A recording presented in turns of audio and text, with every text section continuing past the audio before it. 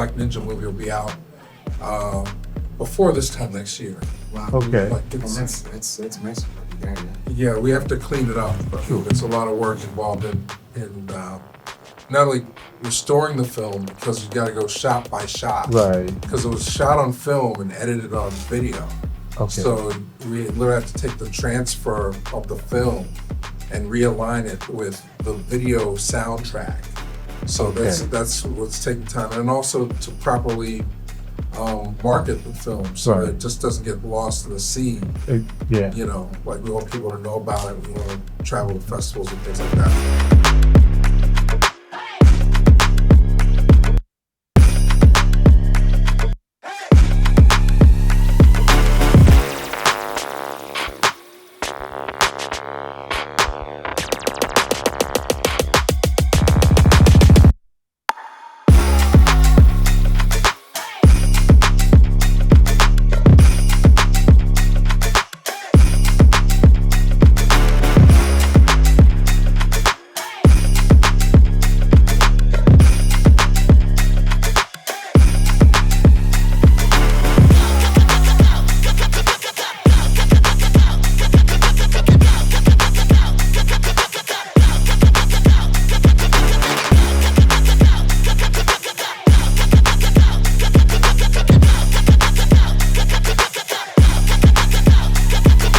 So in a few short words, what I tell people, think Dungeons and Dragons, but with African mythology, more specifically Pan-African mythology. These are all the available creeds that we have so far.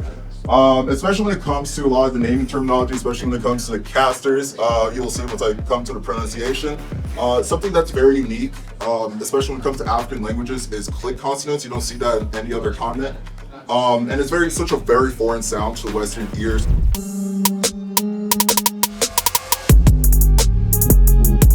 They're coming all the way from Jersey. So they're not our Philly folks, but we're gonna make them feel welcome, right? They have a poem tonight about their used to be hatred of Superman, and I can't wait to hear them perform. Everybody's got a hero. It's a societal norm. Because society needs its heroes in their many forms. Some of them are larger than life, and some of them take charge of the mic, and some of them rush into the dark of the night. The heroes are the ones that keep heart in the fight. See, my heroes range from the airman in Tuskegee to that guy that rocked the number 3 while he was balling in Philly. But for the longest time, till I decided on reciting this rhyme, the biggest hero of them all was the one that I couldn't get behind. So this poem is called, I Used to Hate Superman, because he didn't seem worthy. I used to hate Superman because he was so perfect. He was invincible, but I was always hurting. He's wired to reverse the flow of the entire earth, but my only talent is my wording. I couldn't help but hate. I could not relate. I felt like I was undeserving. So like a dreadlock Clark Kent, countless hours I'd spent, trapped inside my own mind, terrified of my powers. I used to wonder, why me? Because on the inside I was hiding, in pain my heart was writing. Until I realized that by not being bold, my heart was in misuse, and that the story of any hero can only be told through their issues. So then that why me hopped into a phone booth and emerged as a what more? You need me to lift this building, take to the sky, and then soar, because I used to hate Superman. Until I realized that the eternity of my spotless mind also shines brighter when I'm basking in sunshine.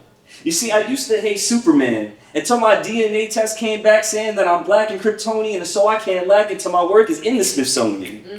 And no, I'm not quite the man of steel, but I'm learning and turning into a man who builds amazing things with his hands and skills. Save this world, if I can, I will. Because I used to hate Superman until I finally noticed this S-shaped birthmark that only a few could see, and what it could mean about who I could be and the truth of my destiny. Because as it turns out, my superpower is just to find the best in me.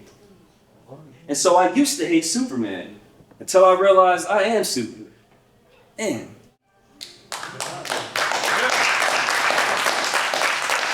Next is one of my favorite poets on the scene. I have seen this person really bloom, hitting every open mic they can, and I love sitting down with them, having tea, talking about anime, talking about cartoons, talking about this life that we live in. They're going to come up here and do a poem called A Game of Life that is not what you're expecting, but also may be very familiar to what you're expecting. All right, let's give a big round of applause to Jay Friday. As far back as I could remember, I've always had a controller placed in my hands. I was too little to notice that it wasn't always plugged in. Once I was able to grasp that concept, that's when my training began. My older brother prepared me for boss battles. He mercilessly destroyed me in Super Smash Brothers. It was trial by fire. Either get good or keep dying. He trained me in what he called real life mode. One stop, no items, no timer, no handicap. I didn't realize it at this time, but isn't that how we as Black folks are born? We only have one life, no additional items for success. Melanin made us handicapped instead of acting as one. Looking at in-game clocks makes us anxious because we never know when ours will run out. I always wondered why Master Hand was white. As I grew older, I realized why. Bust a Groove became one of my favorite rhythm games. The music and character designs were cool. My brother and I have a rivalry even though we're still chilling. However, I learned that as Black people, we always have to freeze. If you strike first, you may gain power, but you'll always have to watch your back because here comes trouble. In the streets of my hood, the heat is on constantly. When you're caught lacking, all others can say is too bad. There aren't many heroes around anymore, but there are plenty of natural playboys. I'm used to being called shorty. That has never had anything to do with my height. It isn't easy because anytime my voice is louder than the mouse, I'm deemed aggressive. As a Black woman, I learned to be more Kelly than Kitty in. There's always people trying to steal our spotlight, so we continue to transform. As a Black woman, I learned early that this world will never be equal enough to be Hunter x Hunter. It's either hunt or be hunted. I've seen many parents obsessed with genetics becoming gene freaks. They abandon their responsibility, leaving little ones to learn on their own that it's fight or flight. Men moving less like kites and more like Hisoka. The role of protector never stuck to their hearts, so they play their cards right, chasing children whose innocence is now gone. Feeling anger course through me like lightning through Killua made me sympathize with Kurapika.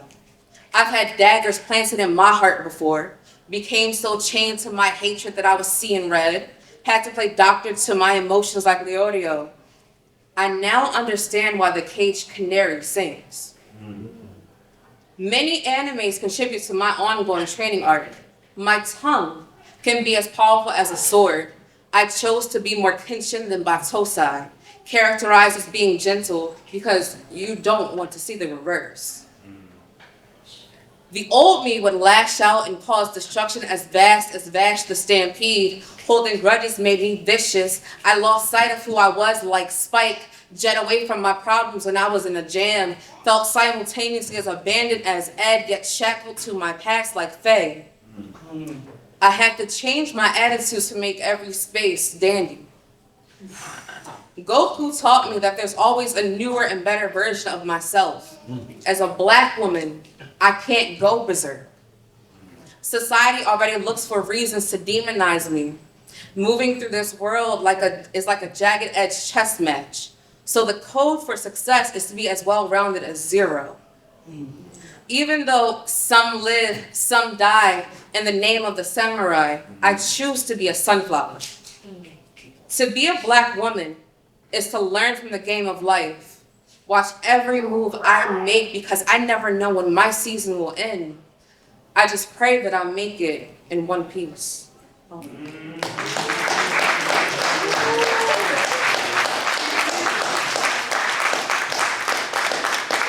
The next poet, I've been vigilant of seeing where their career is going, where they're going to take it.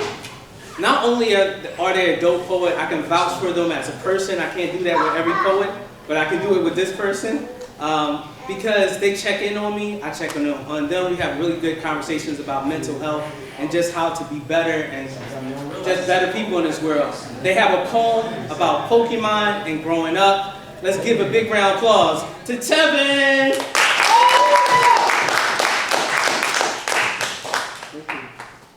I was a Budokai Tenkaichi kid.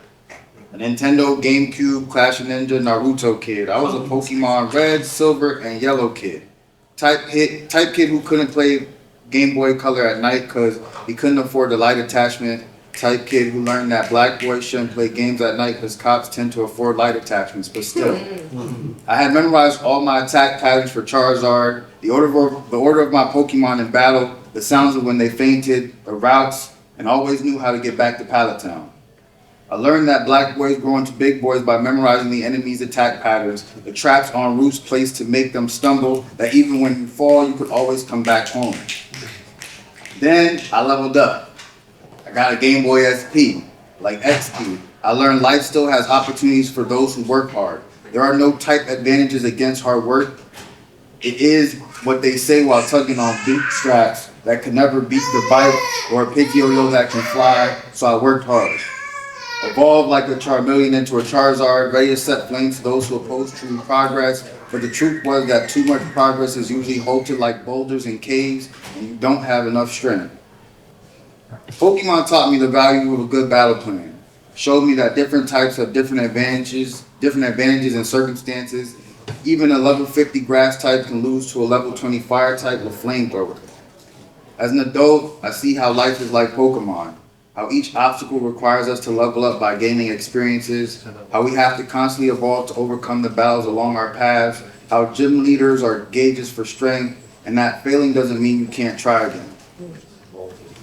We're all competing until we reach the Elite Four on the road to catching phone.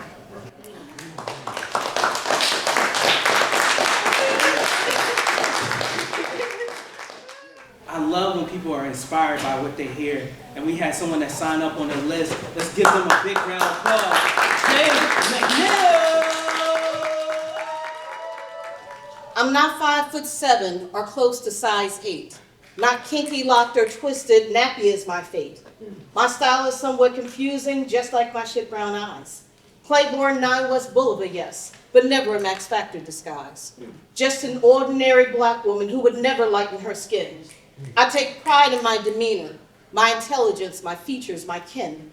Even my adverse experiences and screams of what I ain't, it's not what you call me, but what I answer to. Your attacks are humbled by my restraint. I see so many of my sisters before me struggling to become what they think they should be. Maybe I'm overly fortunate. I'm joyfully content of being me. The spirit God has created in me is more remarkable than I could conceive, though there were times when life threatened to crush me and all support systems took leave. Just like in that story called Footsteps, God came forth and carried me through. Though I felt crushed and defeated, my spirit said it wasn't true. My crushed and broken spirit began to self-repair. I would have thought it impossible. I would doubt it had I not been there. And yet I stand here before you stronger than ever before. Just an ordinary black woman, satisfied being nothing more. Thank you. This person is creating some of the best music to play video games with. I'm so excited to bring them on stage because they're such a pillar in the Philadelphia hip-hop community, and it's really outstanding that they showed up today just to be on the open mic. Let's give a big round of applause to Trey Digger!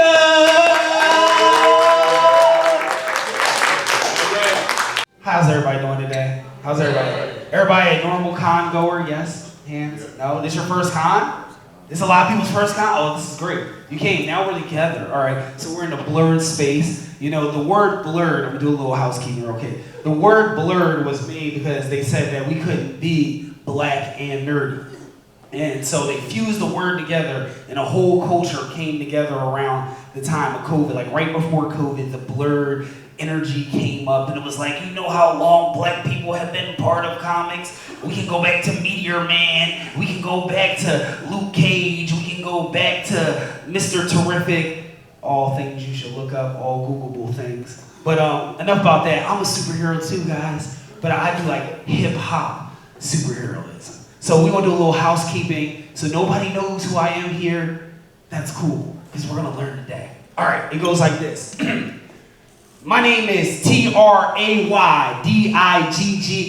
I rep Corfu and down. All he, no H. Real ant, no char. Ghost gang, jang jang. That's the quote. We're going in with it. All right, this piece right here was written around that time. I come from an urban setting, and where I come from, it was really hard to be in a nerdy mind state and not be in trouble for it. You were supposed to be a basketball player or a football player. You're supposed to be a gangster, you know, a drug dealer or whatever. And it's like, unless you like Dragon Ball Z, then it was like, oh, you weird. That was the only acceptable one. You couldn't talk about nothing else, like, oh, that's different or whatever. So me and my boy Ray Riley, we have this group called Heroes for Hire, but we extended it to the Heroes League. And we was like, we need a song that represents the struggle. So this song is called That Life We Live. The mic keeps cutting out. Y'all hear me going in and out? I can project really well. I'm gonna put the mic down. I'm gonna respect the space in a bigger way. You're good. It goes, all. Black, but black, black. Airy to act airy. Yeah, I rep all black everything. Yes, yes, I take pride in my melanin. I'm a scholar. Yes, I'm a gentleman. I read the comic books. I love the anime. And there's no way that that will ever fade away. I was born quirkless. This is years of development. The outcast, outlaw star of a darker skin. I don't harbor hate. I excel and educate. Black don't crack at all. No, it never breaks. War of the worlds. No, it's not a summer state. These trials and tribulations of a saying great. Gotta savor my fate. I'm Kenpachi scarred. Can't rack my brain. I need a memory card. Years of atrocities, barely an apology. Ain't no stopping me. Power like Apollo Creed. Life to my allies. Death to my enemies. Praise to my black queen that feed off my energy. My soul resonates. The souls that are forgotten. Nude Cybakin, Lazarus Tabakin. From the shores of Africa to the fields of Conshohocken, all black everything, the nerdcore prophet. That's why I'm spitting always. Yes, yes, I take pride in my melanin. We some scholars, yes, we some gentlemen. We love the anime. We read the comic books. And power to the people we ain't never shook. Yes, yes, this the life I live. Yes, yes, this the life I live. Yes, yes, this the life I live. Yes, yes, this the life I live. All black everything. Yeah, so that piece is called The Life We Live. It's a much larger piece, but never forget that you come from greatness. Never forget whatever kind of nerd you are, power that. Put the batteries in your own bag, whether you're nerdy about cars, you're nerdy about food, you're nerdy about literature, you're nerdy about fashion, you're nerdy about hair care. You matter, your interests matter, and there's secrets that they've hidden from us for generations. The agenda is not to make you less powerful. The agenda is to control the power because your knowledge isn't there. Thank you for your time. I'm Trey Digga. Josh Smith is a therapist, poet, and creative visionary dedicated to fostering healing and connection. So that means they do poetry and therapy. And he's one of the biggest blurs I know. He watched wrestling. He's currently watching My Hero Academia. So I'm really excited to see what he's going to bring tonight in his Blerd themed set. Let's give him a big round of applause as he makes it all the way to the stage. Josh Smith coming in at 6'1".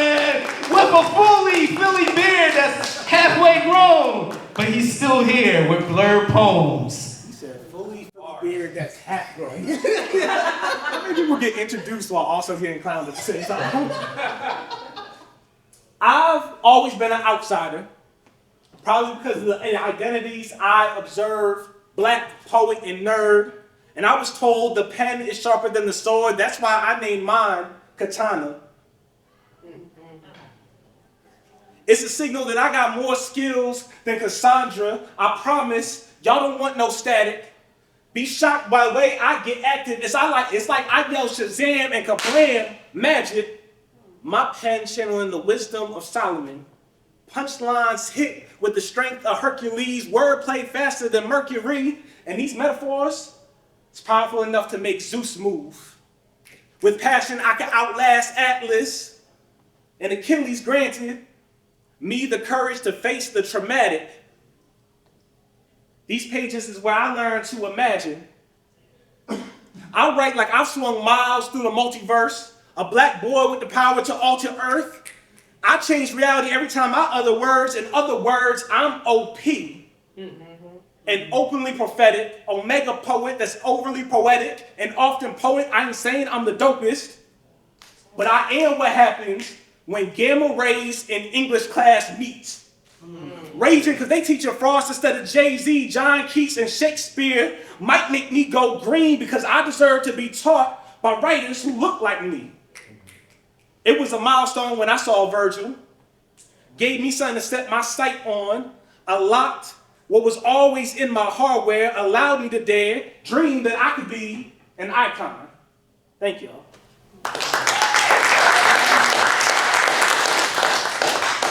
So I started building Legos last year.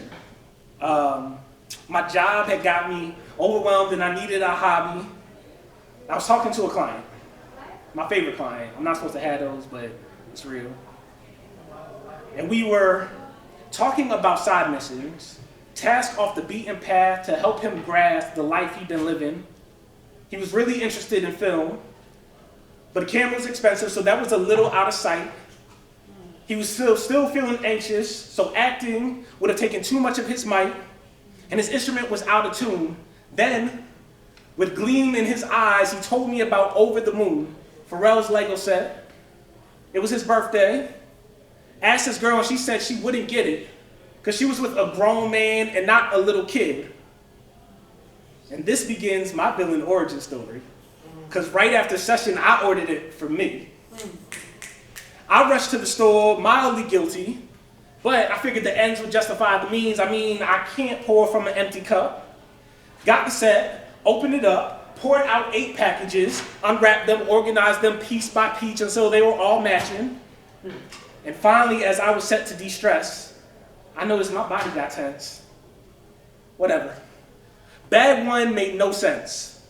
Pieces building random structures with no clear indication of their function. Bag 2, and I was still confused, trying to figure out how these two fused, never deterred. I moved to the 3rd. Again, I couldn't see what this build would bring. Bag 4, and it started to make sense. Not just the set, but what it all meant, why I started to feel tense.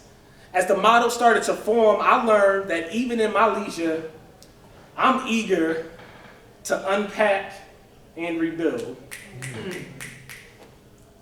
Opening the box is like exploring your inner thoughts, sorted by piece, loosely organized, but without a full set incomplete. Oftentimes, we have to build what we've never actually tangibly seen, inner workings of a hopeful but distant dream. The instructions guide, but they don't actually erect. You still have to set and put bricks to brick and press, a tedious process that builds models that you wish to possess. 3, sometimes there's leftover pieces. It doesn't mean that they weren't needed. It means that we don't have to be perfect. Even with gaps, we're more than worthy to be featured. So I went to my therapist. And as we're processing, he said, "Josh, I think you're overthinking this." And I stopped and wondered what his hobby is. Thank you.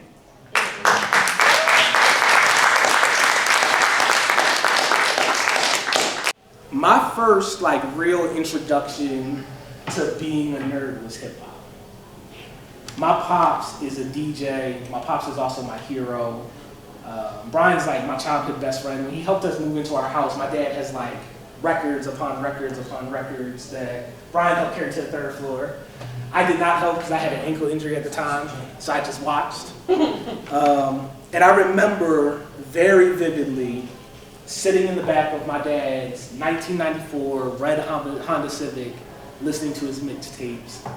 I remember when, though, the first time I heard Melly Mel say, "Broken glass everywhere. People pissing on the stage, they just don't care. Can't stay in the heat, can't stay in the noise, got no money to move out. I guess I got no choice. Rats in the front room, roaches in the back, junkies in the alley with a baseball bat. Tried to get away, but I couldn't get far because a man with a tow truck repossessed my car." So Don't push me, cause I'm close to the edge. I'm trying not to move my head. I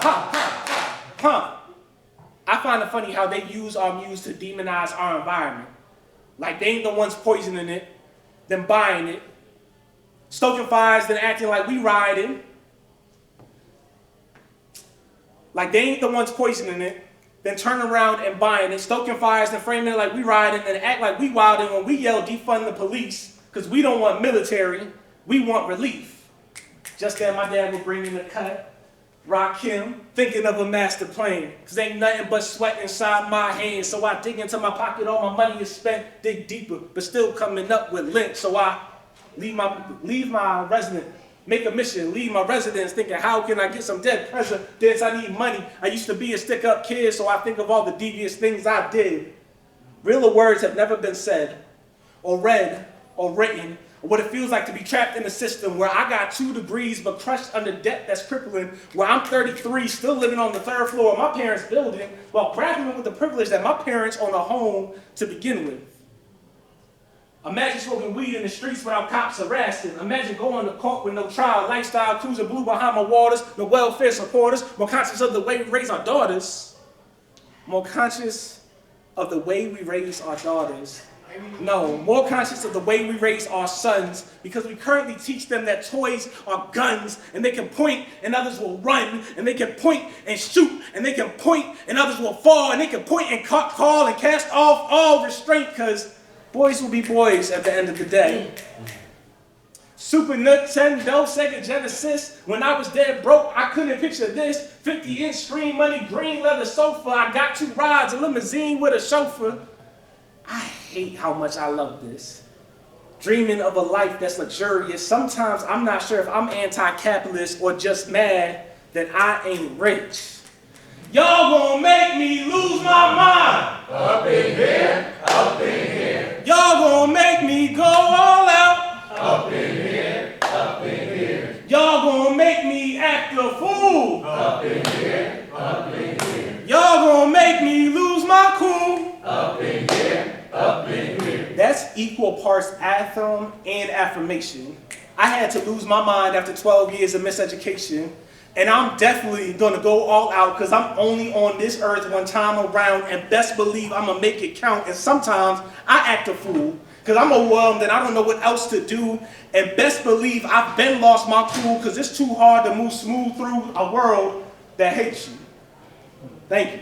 Thank y'all so much. That has been the end of our open mic.